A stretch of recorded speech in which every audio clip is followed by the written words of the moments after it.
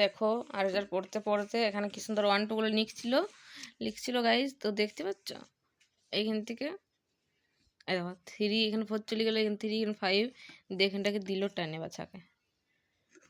পড়তে যতক্ষণ মন যাবে তখন পড়বে, আর পড়তে মন না গেলে দেখছো নাকে জল খাচ্ছে। আমরা মুখে জল খাই, ও নাকে জল খাচ্ছে। কত বদমাস। আর যা কি করছো? জল খাচ্ছি মামা। নাকে না মুখে? নাকে মুখে। পাগল। করবি না আর 1 2 গুলো? করবে দাও এই যে পেন্সিল মামি, পেন্সিলটা দাও। কত হবে?